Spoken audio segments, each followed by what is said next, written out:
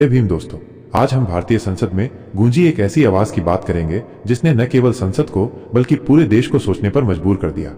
सांसद चंद्रशेखर आजाद, जो अपनी निडर और बेबाक टिप्पणियों के लिए जाने जाते हैं, ने रक्षाबंधन जैसे पवित्र और भावनात्मक त्योहार पर ऐसी सच्चाइयों को उजागर किया जिसने सभी को हतप्रभ कर दिया।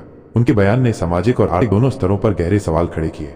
आज की इस वीडियो में हम उनके बयानों की गहराई से चर्चा करेंगे और ये समझने की कोशिश करेंगे कि आखिर उन्होंने क्या कहा और इसका समाज पर क्या प्रभाव पड़ सकता है। मैं आपसे अनुरोध करता हूं कि इस वीडियो को अधिक से अधिक लोगों तक पहुंचाने में हमारी मदद करें। इसके लिए आप वीडियो को लाइक करें, शेयर करें और हमारे चैनल को सब्सक्राइब करें ताकि ये संदेश दूर दूर तक फैले और YouTube इसे और लोगों तक पहुंचाए। तो चलिए बिना देर किए शुरू करते हैं। चंद्रशेखर आजाद ने अपने पहले बयान में रक्षाबंधन के सामाजिक और लैंगिक निहितार्थ पर गहरी चोट की। उन्होंने अपनी बात शुरू करते हुए कहा, रक्षाबंधन को भाई बहन के प्रेम और सौहार्द का त्योहार कहा जाता है। इसमें कोई शक नहीं कि यह एक खूबसूरत परंपरा है, लेकिन हमें यह पूछना होगा कि क्या यह त्योहार कहीं न कहीं यह संदेश तो नहीं देता कि महिलाएं कमजोर हैं और उनकी सुरक्षा के लिए हमेशा पुरुषों की जरूरत पड़ती है। यह सवाल इतना गहरा था कि संसद में मौजूद सभी लोग उनकी ओर देखने लगे। चंद्रशेखर ने इस सवाल के जरिए समाज की उस पुरानी सोच को निशाना बनाया जो महिलाओं को अबला और पुरुषों पर निर्भर मानती है। उनके अनुसार रक्षाबंधन का त्योहार सतह पर भाई बहन के प्रेम का प्रतीक लगता है, लेकिन इसका एक छिपा हुआ संदेश यह है कि महिलाएं अपनी सुरक्षा के लिए पुरुषों पर आश्रित हैं। ये सोच न केवल महिलाओं के आत्मविश्वास को कम करती है बल्कि समाज में लैंगिक असमानता को और गहरा करती है। उन्होंने कहा, हमारी परंपराएं अनजाने में महिलाओं को कमजोर बनाए रखने की मानसिकता को बढ़ावा देती हैं। ये समय है कि हम इन परंपराओं पर पुनर्विचार करें। उन्होंने इतिहास के पन्नों को खंगालते हुए तर्क दिया कि भारतीय समाज में महिलाओं को हमेशा दबाने की कोशिश की गई।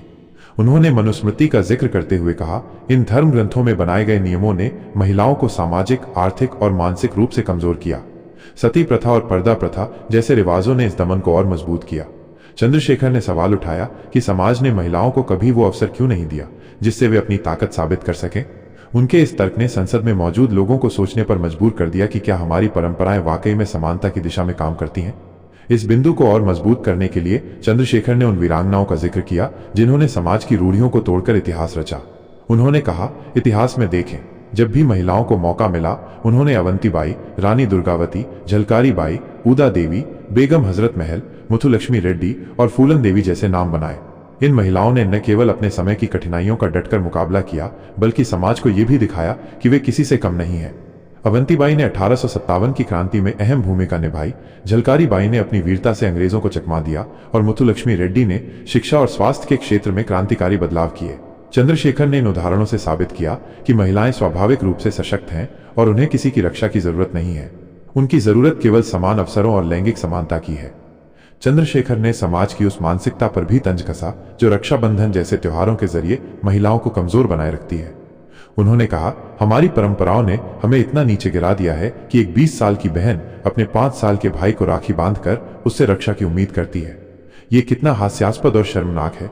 इस कथन ने समाज की उस सोच को उजागर किया जो महिलाओं को असहाय मानने की आदत को बढ़ावा देती है। उन्होंने सुझाव दिया कि रक्षाबंधन को मनाने का तरीका बदलना होगा। उनके अनुसार इस त्योहार का असली मतलब भाई का बहन की रक्षा का वचन देना नहीं बल्कि उसे आत्मनिर्भर और सशक्त बनाने में मदद करना है। उन्होंने पिताओं से अपील की कि वे बेटा बेटी में भेदभाव न करें और बेटियों को शिक्षा, करियर और स्वतंत्रता के समान अवसर दें। पतियों से कहा कि वे अपनी पत्नी को बराबरी का दर्जा दें और उसे केवल घर की जिम्मेदारियों तक सीमित न करें। भाइयों को सलाह दी कि वे अपनी बहन को सिर्फ रक्षा का भरोसा न दें बल्कि उसे आत्मनिर्भर बनाने का रास्ता तैयार करें। चंद्रशेखर ने अपने दूसरे बयान में रक्षाबंधन के आर्थिक पहलू पर प्रकाश डाला। उन्होंने कहा, रक्षाबंधन के दिन एक साधारण धागा जो सामान्य दिनों में 1 रुपए का होता है 100 रुपए में बिकता है। इस साधारण सी बात ने एक गहरी सच्चाई को उजागर किया। उनके अनुसार यह केवल राखी की कीमत का मसला नहीं है बल्कि यह देश की आर्थिक और सामाजिक व्यवस्था से जुड़ा है। उन्होंने भारत की 150 करोड़ की जनसंख्या का हवाला देते हुए कहा, लगभग 80 करोड़ भाई राखी बंधवाते हैं। अगर हर राखी 50 रुपए की भी हो तो 4000 करोड़ रुपए गरीब और मध्यम वर्ग की जेब से निकलकर पूंजीपतियों की तिजोरी में चले जाते हैं। इस आंकड़े ने संसद में सन्नाटा छा दिया। चंद्रशेखर ने इस आर्थिक शोषण के जरिए दिखाया कि रक्षाबंधन जैसे त्योहार अब केवल भावनात्मक उत्सव नहीं रहे बल्कि वे बड़े पैमाने पर आर्थिक दोहन का जरिया बन गए हैं। उन्होंने बताया कि रक्षाबंधन के मौके पर लोग राखी के साथ साथ मिठाइयां, उपहार और अन्य सामान भी खरीदते हैं। इस खर्च का बोझ समाज के सबसे कमजोर वर्ग जैसे मजदूरों, छोटे किसानों और मध्यम वर्ग पड़ता है। चंद्रशेखर ने सवाल उठाया, क्या ये जरूरी है कि एक साधारण धागे को इतना महंगा करके लोगों पर खरीदने का दबाव डाला जाए? उनके अनुसार रक्षाबंधन को बाजार ने अपने फायदे के लिए हथिया लिया है। पहले ये त्योहार सादगी से मनाया जाता था, जब बहनें घर में बनी राखी बांधती थीं और स्नेह का आदान प्रदान होता था। लेकिन अब ये एक बड़ा कारोबार बन गया है। दुकानों में महंगी राखियां, डिजाइनर मिठाइयां और तरह तरह के गिफ्ट्स की भरमार रहती है। चंद्रशेखर ने कहा, यह त्योहार अब भावनाओं का नहीं बल्कि बाजार का खेल बन गया है। उन्होंने समाज से अपील की कि रक्षाबंधन को सादगी से मनाया जाए। उनके अनुसार इस त्योहार का असली मतलब भाई बहन भी प्रेम विश्वास को मजबूत करना है, न कि बाजार के दबाव में आकर अपनी मेहनत की कमाई खर्च करना। उन्होंने ये भी कहा कि जब तक समाज बाजार के इस खेल को नहीं समझेगा, तब तक आर्थिक असमानता कम नहीं होगी। चंद्रशेखर आजाद के दोनों बयानों ने रक्षाबंधन को एक नए दृष्टिकोण से देखने की जरूरत को सामने लाया। उनके पहले बयान ने लैंगिक समानता और महिलाओं के सशक्तिकरण पर जोर दिया। उन्होंने सुझाव दिया कि समाज को महिलाओं को कमजोर मानने की बजाय उन्हें आत्मनिर्भर बनाने के लिए काम करना होगा। उनका दूसरा बयान आर्थिक शोषण को उजागर करता है और ये बताता है कि हमें अपने त्योहारों को बाजार के चंगुल से मुक्त करना होगा। उन्होंने सुझाव दिया कि रक्षाबंधन को सादगी और समानता के साथ मनाया जाए। ये त्योहार केवल एक धागा बांधने की रस्म नहीं, बल्कि समाज में सकारात्मक बदलाव का प्रतीक बनना चाहिए। पिता, पति और भाई अपनी जिम्मेदारियों को नए सिरे से समझें और महिलाओं को समान अवसर दें। साथ ही समाज को यह समझना होगा कि त्योहारों को बाजार के दबाव से मुक्त करके ही हम उनकी मूल भावना को बरकरार रख सकते हैं। चंद्रशेखर के विचार न केवल विचारणीय हैं, बल्कि वे समाज में बदलाव की एक नई दिशा की ओर इशारा करते हैं।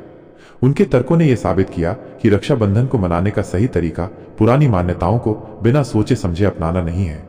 इसके बजाय हमें इसे समय के अनुसार ढालना होगा, ताकि ये लैंगिक और आर्थिक समानता का प्रतीक बने। दोस्तों, चंद्रशेखर आजाद के इन बयानों पर आपकी क्या राय है? क्या आप मानते हैं कि हमें अपनी परंपराओं को नए सिरे से परिभाषित करने की जरूरत है? अपने विचार कमेंट में जरूर साझा करें। अगर ये वीडियो आपको पसंद आई हो तो इसे लाइक करें, शेयर करें और हमारे चैनल को सब्सक्राइब करें।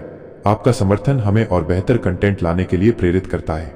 वीडियो को अंत तक देखने के लिए आपका बहुत बहुत धन्यवाद।